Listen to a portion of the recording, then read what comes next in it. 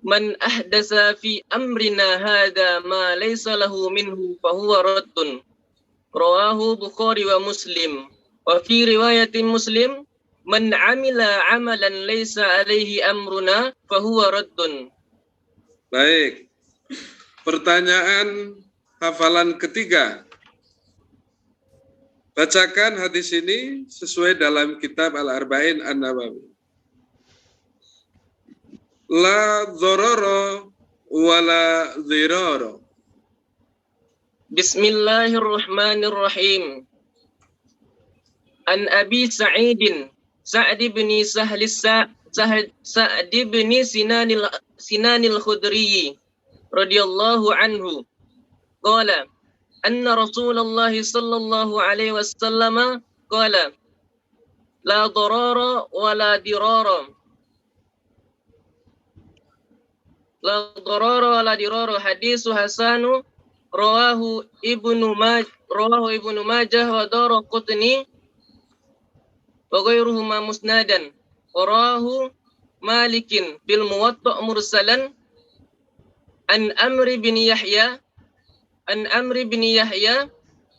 abihi anin nabi sallallahu alaihi wasallam fa asqata Aba Sa'id wa lahu turuqun yuqawi ba'daha ba'dan. Baik. Pertanyaan hafalan keempat. Bacakan hadis ini secara lengkap.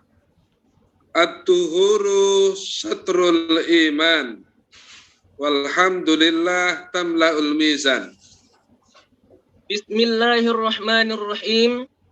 An Abi Malik Haris bin Asim al-Ash'ari radhiyallahu anhu anna Rasulullah sallallahu alaihi wasallam qala at-tuhuru satrul imani walhamdulillahi tamla'ul mizan wa subhanallah walhamdulillah tamlani aw tamla'u ma baina as-samawati wal ard was-salatu an-nur was-sadaqatu burhanun wasabru diya'un wal Qur'anu hujjatul laka aw 'alaika kullun nas yaghdu fabayi'u famu'tiquha aw mubiquha.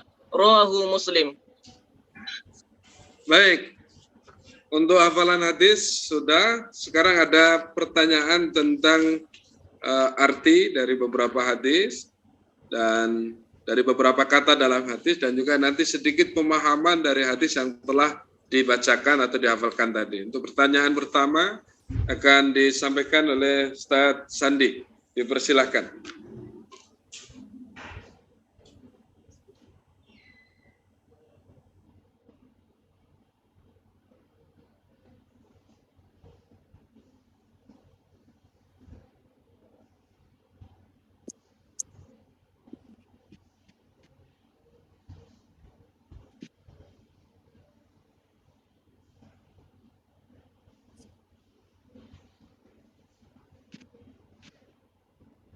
Terima kasih kepada Dr. Abdul Hakim M. Priyandi Putra ya. Iya Bapak. Silahkan artikan makna dari wala yazalu abdi yataqarrab ilayya bin nawafil. Boleh diulangi Ustaz? Silakan artikan wala yazalu abdi yataqarrabu ilayya bin nawafil.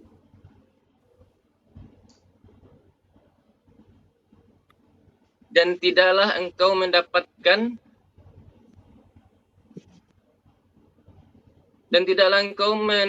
diri kepadaku kecuali dengan apa yang telah aku wajibkan.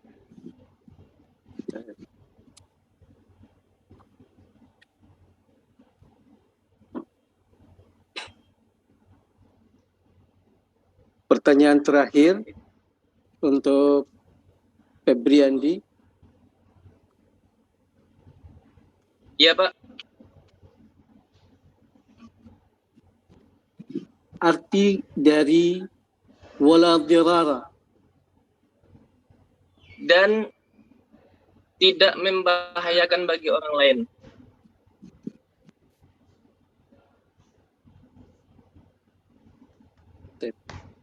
Saya tutup aja. Sudah. Baik. Enggak. Cukup. Cuma 2 Ya, harus. Pertanyaan dari Ustadz Sandi sudah. Untuk selanjutnya akan ada pertanyaan pemahaman dari Ustadz Ahmad Fudaili. Persilakan kepada Ustadz Ahmad Fudaili. Baik, ya. Saudara Febriandi, dengaran ya? Ya, Ustaz.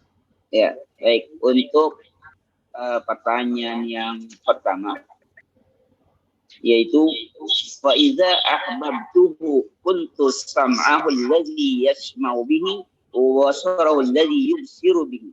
Apa maksudnya? Jadi ketika kita telah mencintai Allah, Allah mencintai kita, dan Allah menjadikan kita sebagai keluarganya atau walinya, maka Allah akan menjadi pendengarannya ketika ia mendengar, dan Allah akan menjadi penglihatannya ketika ia melihat. Maksudnya di sini ialah ketika wali Allah itu melihat, maka ia melihat dengan bimbingan Allah. Dan ketika ia mendengar, maka ia mendengar dengan bimbingan Allah. Terima kasih, Ustaz. Oh, baik. Yang kedua, redaksi atau teks hadis yang berbunyi wal Qur'anu hujjatun laka au 'alaika. Mal murad hadis? Maksudnya di sini ialah Al-Qur'an menjadi pembela, hujjah bagi kita, dan Al-Quran bisa menjadi pedoman. Pertama, Al-Quran bisa menjadi pedoman bagi kita dan bisa menjadi hujjah bisa menjadi pembela bagi kita, pelindung. Kalau au alaika atau atasmu,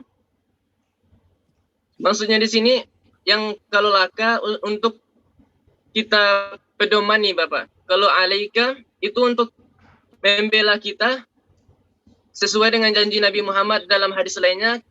Barang siapa yang menghafal Al-Quran atau membaca Al-Quran itu atau hafiz Quran, Al-Quran itu akan mensyafaatkan dirinya di hari akhir. Oke. Baik, terima kasih.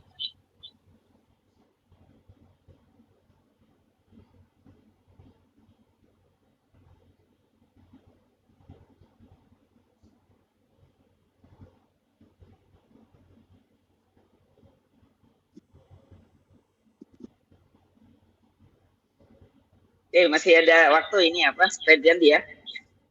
Ya, Pak. Baik. Selanjutnya, pertanyaan. Laisa minhu fahuwa raddun. Apa maksudnya? Maksudnya di sini ialah sesuatu yang tidak ada landasannya dari Nabi Muhammad itu tertolak, tidak diterima oleh agama. Contohnya saja kita beribadah, atau disebut dengan kebiasaan kita menyebutnya bid'ah, Pak.